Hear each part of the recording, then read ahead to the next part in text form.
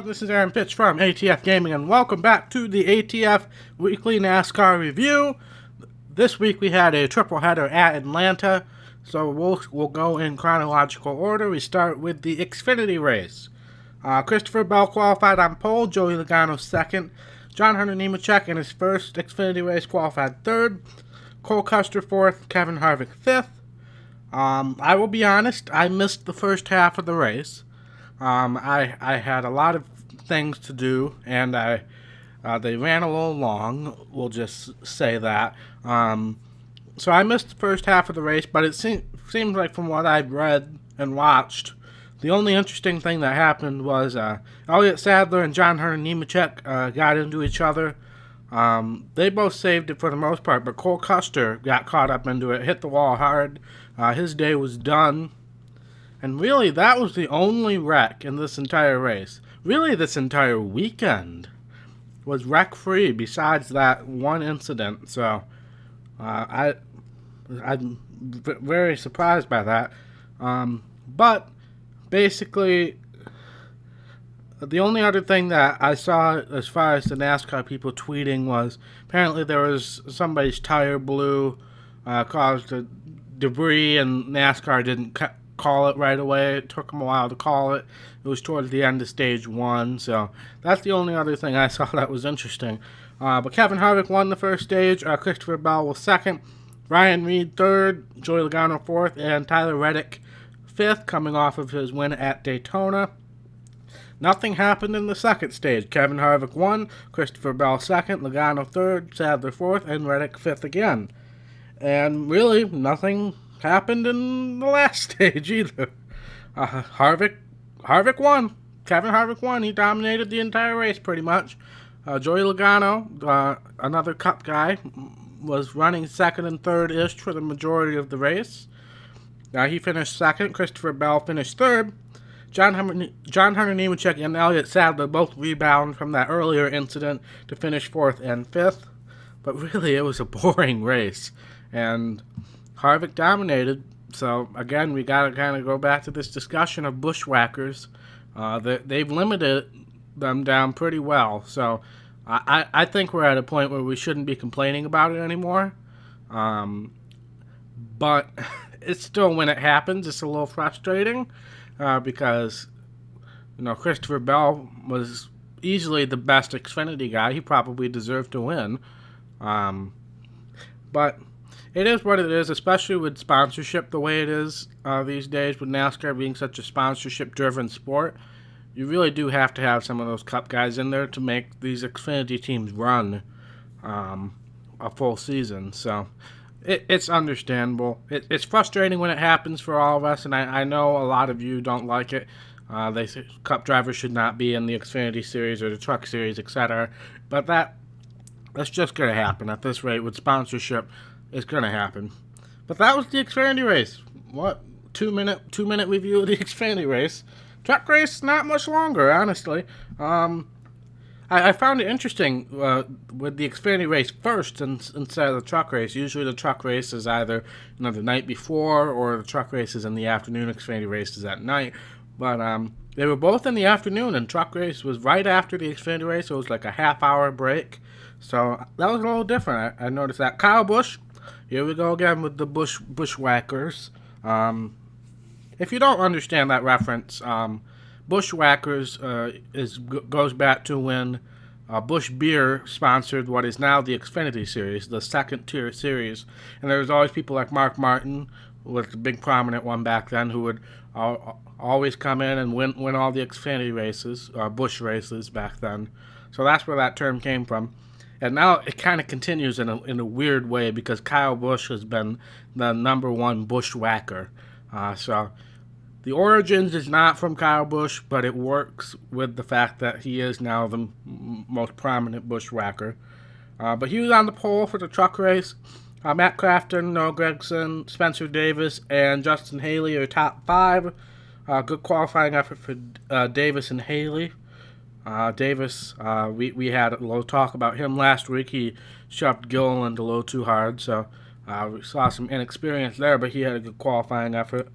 And Noah Gragson wins the first stage really nothing happens in that first stage. Gregson got a good launch from the initial start, got by Busch and kept the lead.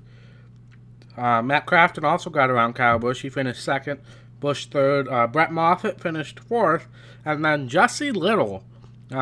This is a guy you probably never heard of. If you remember Chad Little from a while ago, probably 17, 18 years ago, honestly, Chad Little, I believe that's his son. Jesse is his son. Low-funded team, but he was up front all day today, and he finished fifth in the first stage. And then second stage, Kyle Busch gets back up front, made some adjustments on the pit stops, and he just started running away with it. In the second stage, he won the second stage. Johnny Sauter second, Brett Moffitt third, Matt Crafton fourth, and Gregson fell to fifth. The only other thing that really happened was a late caution within 10 laps to go. Josh Rayom causes the caution. I don't remember exactly what happened, but that facilitates the need for a late race pit stop because Atlanta does eat the tires up so much. They had to do a pit stop for the finish. And that's where really the only interesting thing of the weekend happened is Kyle Busch. He was leading. He led the majority of the race since the first stage. And he came in. The crew was really slow on the right side. So I don't know if it was Kyle who called it or the crew chief called an audible. It was going to be a 4-tire stop, but called an audible 2 tires. But by the time they called that and Kyle left, the rear tire changer had already started loosening the lug nuts on the left rear tire. So by the time Kyle Busch got out to the track, the left rear tire fell off. So he had to come back around and all that. So he's out of contention now. We'll get back to that in a minute. But other than that, the only other strategy play in that pit sequence was Myatt Snider. He took 2 tires as well.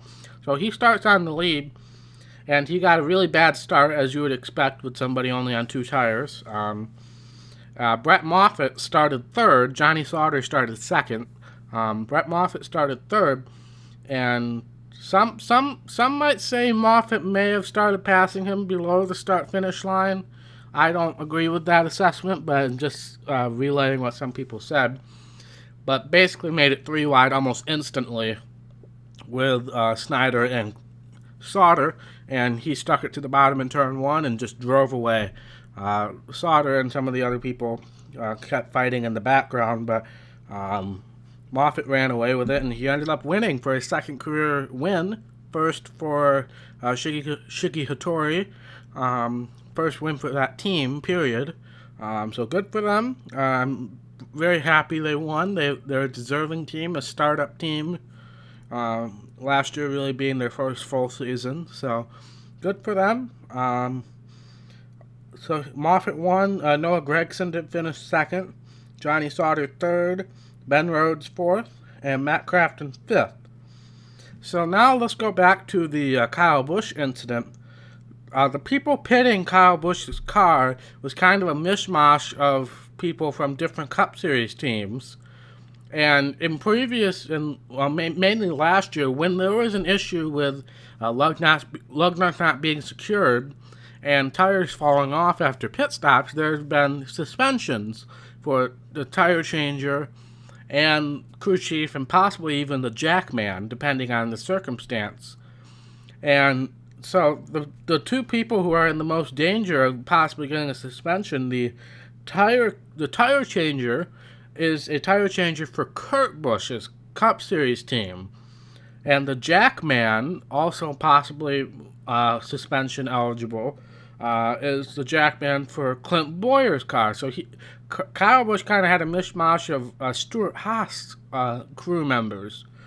So if they get suspended for this, and NASCAR has the discretion to have suspensions go across all 3 series, or it could limit it to 1 series, or there could be no suspension at all. NASCAR has the ability to make a judgment call on these things. They might say, hey, it was the crew chief's audible, so only the crew chief will get suspended, something like that. But based off of previous knowledge, it's reasonable to assume that the at least tire changer might get penalized, and the jackman might as well, because in previous years, obviously, they had tire changer and the tire holder, but with the new five-man pit crews, the jackman ends up being the tire holder and the guy who puts the tire on and off. So that's why the jackman's kind of in this conversation. So I'm interested to see how that plays out this week. I'm sure by Tuesday or so we'll get the full ruling from NASCAR. But that's all I got to say about the truck race. A little bit longer there just because we had to summarize that end portion.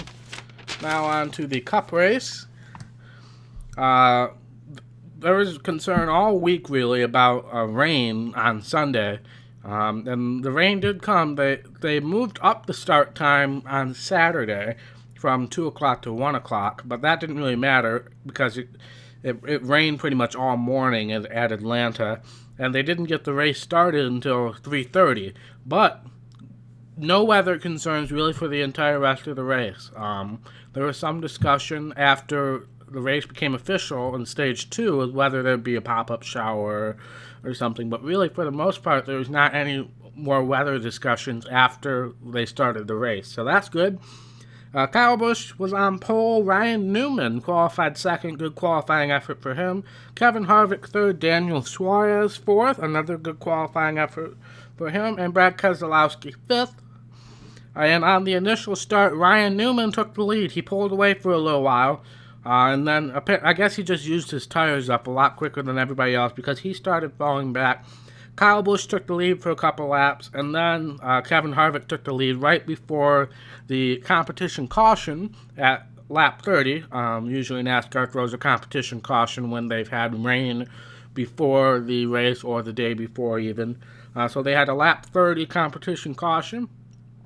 And after that, Kevin Harvick really ran away with it after that and won stage 1. Clint Bowyer second, Brad Keselowski third, Martin Truex Jr., who had to start in the rear for failing a pre-qualifying inspection 3 times. Well, that's not the reason that he had to go to the rear. The penalty for that was he lost his car chief. He was ejected, if you will, from the track. But obviously he didn't have enough time to go out and make a qualifying effort, having to go through the OSS 3 times. So he started in the rear but moved up fast and ended up 4th in stage 1, and then Eric Almirola was 5th. But on that stage 1 caution where everybody came in the pit, Kevin Harvick's team had issues with the new air guns that they use for the lug nuts. And this is a now mandated by NASCAR air gun. They can't have researched. NASCAR brings in air guns for all the teams every week, and there's like this weird lottery where they'll get like certain guns, and I don't understand it. But anyway, there were lots of issues with this gun, and I don't know the specifics of it. You can probably go back to the race coverage, and maybe they'll have a more specific analysis, or some of the ESPN writers or something like that. But there were like 4 or 5 issues with that throughout the race, and Kevin Harvick, A, had a slow pit stop, and B, had to come in again to make sure that all the lug nuts were tightened. But then there was a late caution in stage 2. We're back to racing. I believe Keselowski ended up leading while Harvick was falling back, but Harvick ended up getting back up front. And there was a late caution in stage 2. Jimmy Johnson, I don't know if he blew a tire or I forgot how to drive or what, but it was just a weird scenario. He just spun. I don't know if the car broke or what, but I'm going to assume it's a tire, considering tire wear was a big concern this week. And then as a result of that, everybody pitted again. Harvick was in the lead, but he had a terrible well, I don't know. Harvick might have been starting second. I'm not positive. But Harvick had a terrible restart. There was only like 5 laps to go in the stage. So Brad Keselowski ended up winning the second stage. Kurt Busch finished second. Kyle Busch finished third. Joey Logano fourth. And then Harvick ended up finishing 5th. But everything cycled back around. Harvick took the lead again. And really the last half of the race was Harvick leading and Keselowski trying to catch, and everybody else didn't have a hope of prayer.